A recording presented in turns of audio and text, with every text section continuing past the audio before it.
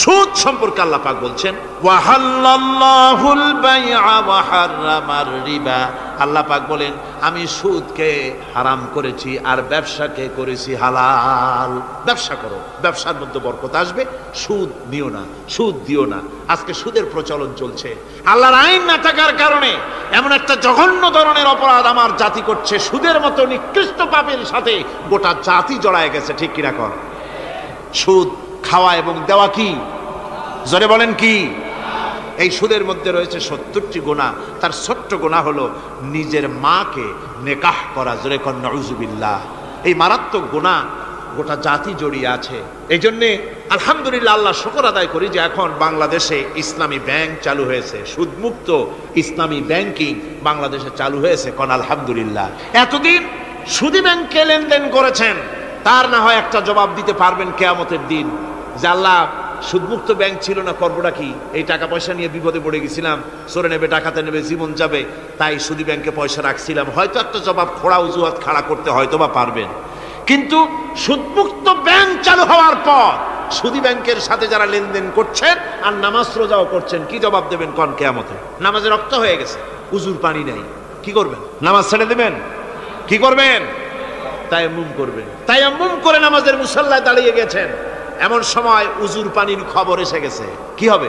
তায়াম্মুম থাকবে না, ছুটে যাবে। ইসলামী ব্যাংক ছিল না বলে সুদী ব্যাংকগুলিকে তায়াম্মুমের মতো ব্যবহার করেছেন, কিন্তু ইসলামী ব্যাংক এসে গেছে, উজুর পানি এসে গেছে। এখন যদি সুদী ব্যাংকের সঙ্গে লেনদেন চালু রাখেন, মনে রাখবেন অবশ্যই কিয়ামতের দিন আল্লাহর দরবারে আসামির কাঠ গড়ায় দাঁড়াতে হবে। সুদের টাকা দিয়া গার্মেন্টস ফ্যাক্টরি করা হচ্ছে। উদ্বোধনের দিনে মৌলভী সাহেব তাও পাওয়া যায়, অসুবিধা হয় না। মিলাদের দাওয়াত হয়েছে, কোনটাকে যে বানাইছে তা জানার দরকার কি? কিছু পয়সা তো হবে। মিলাদ পড়তে গেলেন, কোরআন তেলাওয়াত করলেন, দোয়া করলেন, বরকতের জন্য দোয়া করলেন। কোন জায়গায় বসে তেলাওয়াত করলেন আপনি? কার নামে দরুদ পড়লেন? কোন জায়গায় পড়লেন যে সুদের টাকা দিয়ে ঘরটা তৈরি হলো, আল্লাহর সাথে বাগাওয়াত করা হলো? আবার সেখানে সাইনবোর্ড লাগায় হাযা মিন ফাদলি রাব্বি, এটা আমার প্রভুর অনুগ্রহ। নাউযুবিল্লাহ। প্রভুর অনুগ্রহ সুদের টাকা দিয়ে ঘর বানানো? কবি বলছেন ये इमारत बनी है सूद से आए मेरे मुरब्बी, ये इमारत बनी है सूद से आए मेरे मुरब्बी, और उस पे लिखा है हाज़ा मिन फज़ल रब्बी। এই বিল্ডিং তৈরি হয়েছে সুদের টাকা দিয়ে। আর কি ভাগ্যের বিড়ম্বনা, কি পরিহাস! সেই সুদের টাকার বিল্ডিং এর উপরে লেখা হচ্ছে হাযা মিন ফাদলি রাব্বি, এটা আমার আল্লাহর অনুগ্রহ। নাউযুবিল্লাহি মিন যালিক। কোরআন তেলাওয়াত করে উদ্বোধন করা হচ্ছে, দরুদ পড়ে উদ্বোধন করা হচ্ছে না, আল্লাহর সাথে বাগাওয়াত করা হচ্ছে। সুতরাং আল্লাহ পাক বলছেন আমি সুদকে হারাম করেছি, ব্যবসাকে করেছি হালাল। এই সুদ থেকে যদি না ফেরো, ফাইন লাম তাফআলু ফাদানু বিহারবিন মিনাল্লাহি ওয়া রাসূলি। আল্লাহ রাব্বুল আলামিন বলেন যদি এই সুদ থেকে না ফেরো, যদি এই সুদ থেকে বিরত না থাকো, তাহলে আমি আল্লাহ এবং আমার রাসূলের পক্ষ থেকে যুদ্ধের ঘোষণা রইল। পারবেন? আল্লাহ রাসূলের সাথে যুদ্ধ করতে পারবেন? নাউযুবিল্লাহি মিন যালিক। কি মানুষের পক্ষে সম্ভব? সুদ সম্পর্কে আল্লাহ ঘোষণা করলেন কোরআনে কারীমের মধ্যে। এবার ধনী এবং গরিব সম্পর্কে, ধনী আর গরিবের ভিতরে সম্পর্কটা কেমন হবে আল্লাহ পাক কোরআনে কারীমের মধ্যে বলে দিলেন ওয়া ফি আমওয়ালিহিম হাক্কুল লিসাইলি ওয়াল মাহরুম। আল্লাহ রাব্বুল আলামিন বলছেন ও ধনীরা, তোমাদের সম্পদের ভেতরে গরিবদের অধিকার আছে, সে অধিকার আদায় করে দাও। একথা বলা হলো না গরিবরা তোমাদের করুণার পাত্র, দয়া করে তাদের কিছু দাও, একথা আল্লাহ বলেন নাই। বললেন ধনীরা শুনে রাখো, তোমাদের সম্পদে গরিবদের অধিকার আছে, অধিকার তাদের ফিরিয়ে দাও। এরপরে আল্লাহ পাক বললেন কাইলা ইয়াকুনা দুলাতাম বাইনাল আগনিয়াই মিনকুম, তোমাদের সম্পদগুলি যেন তোমাদের ধনশালী লোকদের হাতে যেন পুঞ্জীভূত না হয়ে যায়। দেশের সমস্ত সম্পদ গুটি কতক লোকের হাতে যেন পুঞ্জীভূত না হয়, বরং তার যাকাত, ফিতরা, সাদকা, এককালীন দান ইত্যাদির মাধ্যমে জনগণের কাছে যেন তা পৌঁছে যায়, এক জায়গায় যেন পুঞ্জীভূত হয়ে না থাকে। এভাবে করে আল্লাহ পাক মানুষের জীবনের সাথে সম্পৃক্ত কথাগুলি বলছেন। হযরতে মূসাকে ডেকে বললেন মূসা রে, ভয় পাওয়ার কোনো কারণ নাই। প্রতিষ্ঠিত একটি সরকারের বিরুদ্ধে তোমাকে নামায় দিয়া ময়দানে তোমাকে আমি একা ছেড়ে দেই নাই। আমি আল্লাহ রাব্বুল আলামিন তোমার সাথে আছি। হাতের লাঠি ছেড়ে দাও। মুসা আলাইহিস সালাম লাঠি ছেড়ে দিলেন, লাঠি সাপ হয়ে গেল, হা করলো। জাদুকরদের তৈরি করা সমস্ত বাঘ, সিংহ, সাপ মুসা আলাইহিস সালামের লাঠি মার্কা সাপের পেটের মধ্যে গিয়া ঢুকলো। এটা ছিল মুসা আলাইহিস সালামের মুজিজা। হযরত দাউদ আলাইহিস সালামের মুজিজা ছিল, আল্লাহ রাব্বুল আলামিন তাকে মুজিজা দিয়েছিলেন, গলার সুন্দর আওয়াজ দিয়েছিলেন। তিনি যখন জাব্বুর শরীফ তেলাওয়াত করতেন, উড়ন্ত পাখিরা ওড়া বন্ধ করে চতুর্দিকে বসে আল্লাহর কালাম শুনত। তিনি লোহা দিয়ে অস্ত্র তৈরি করতেন। অস্ত্র বানাবার সময় আগুন দিয়ে লোহা পোড়ায় অস্ত্র বানাতে হয়। দাউদ আলাইহিস সালামের তার প্রয়োজন ছিল না। তিনি যখন লোহা হাতির ভিতরে নিয়ে চাপ দিতেন, লোহা পানি হয়ে আঙ্গুলের ফাঁক দিয়ে গলে পড়ে যেত। এটা ছিল তার মুজিজা। হযরত সুলাইমান, আল্লাহ রাব্বুল আলামিন তাকে মুজিজা দান করলেন।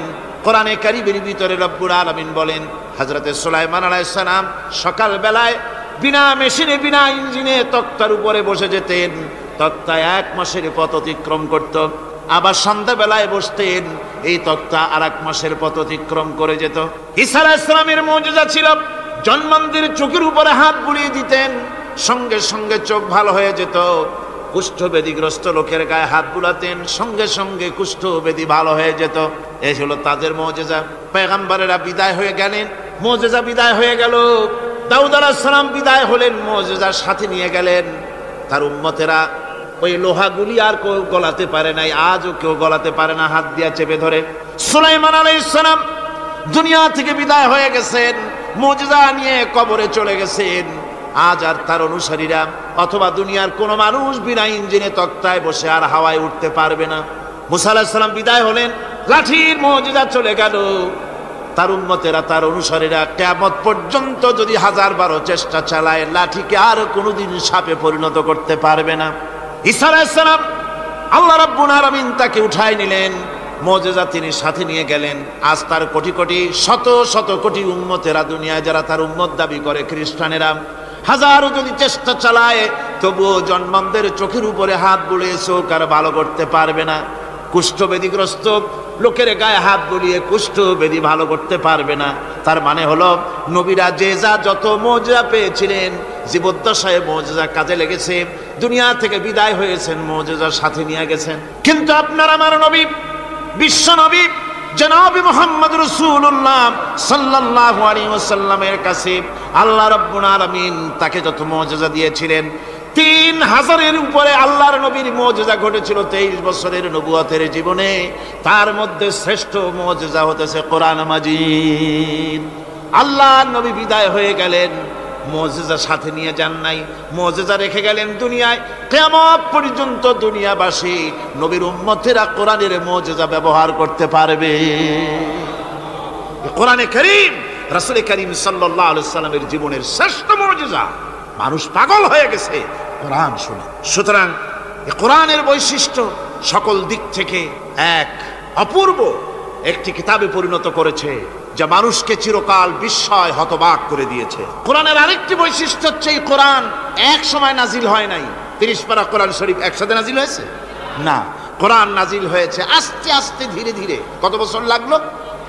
23 বছরেরও কিছু বেশি সময় ধরে কোরআন ধীরে ধীরে রাসূল কারীম সাল্লাল্লাহু আলাইহি ওয়াসাল্লামের কাছে অবতীর্ণ হয়েছে। এমনটি আর কোনো কিতাব হয়নি, যা আর কোনো ধর্মগ্রন্থ যারা অন্যরা দাবি করে, এরকম হয়নি। কোরআনে কারীমের আরেকটি বৈশিষ্ট্য হচ্ছে, যখন কাগজ ছিল না, ছাপাখানা ছিল না, এমনকি টেপ রেকর্ডার ছিল না, তখনকার নাজিলকৃত কিতাব যেভাবে নাজিল হয়েছিল সেইভাবে আজ পর্যন্ত অবিকল টিকে আছে, টিকে থাকবে ইলা ইয়াউমিল কিয়ামah। কিয়ামত পর্যন্ত কোরআনে কারীমের এই অকৃত্রিম, অবিকৃত অবস্থায় কোরআনে কারীমের এই শান, এই বরকত টিকে থাকবে। এই জন্য কোরআন শরীফ হচ্ছে এই পৃথিবীর মহাবিশ্বের মহাবিস্ময়। কোরআন হচ্ছে পৃথিবীর মহাবিশ্বের মহাবিস্ময়। এর মর্যাদা সম্পর্কে রাসূল কারীম সাল্লাল্লাহু আলাইহি ওয়াসাল্লাম বলেছেন, ওয়ান উসমান রাদিয়াল্লাহু তাআলা আনহু আন্নাহু قال قال رسول الله صلى الله عليه وسلم خيركم من تعلم القرآن وعلمه رواه البخاري। আল্লাহর নবী বলেন, তোমাদের মধ্যে সর্বোত্তম ব্যক্তি সেই, তোমাদের ভিতরে ভালো ব্যক্তি, উত্তম ব্যক্তি সেই, যে ব্যক্তি নিজে কোরআন শেখে আর অন্যকে শেখায়। কোরআন যে শেখে আর অন্যকে যে শিখায় সেই ব্যক্তি হলো তোমাদের মধ্যে সর্বোত্তম ব্যক্তি, ভালো ব্যক্তি। সুবহানাল্লাহ পড়েন। কোরআনে কারীমের এই মর্যাদা সম্পর্কে রাসূল করিম সাল্লাল্লাহু আলাইহি সাল্লাম বলেছেন, দুই ব্যক্তিকে, দুই শ্রেণীর লোককে ঈর্ষা করা যায়। অমুকে বিরাট বাড়ি করেছে, সে বাড়ি থেকে হিংসা হয়, আমি ওরকম বাড়ি করব, অমুকের মতো নেতা হব, অমুকের মতো বড় লোক হতে হবে। পরশ্রী কাতরতা অথবা ঈর্ষা করা, এরকমের ঈর্ষা করা জায়েজ নাই। রাসূলুল্লাহ বলেছেন দুই ব্যক্তির সঙ্গে ঈর্ষা করা যায়।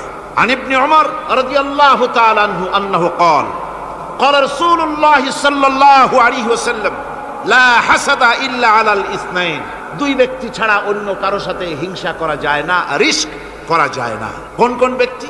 রাজুলুন আতাহুল্লাহুল কুরআন ফাহুয়া ইয়াকুমু বিহি আনা আল-লাইলি ওয়া আনা আন-নাহার।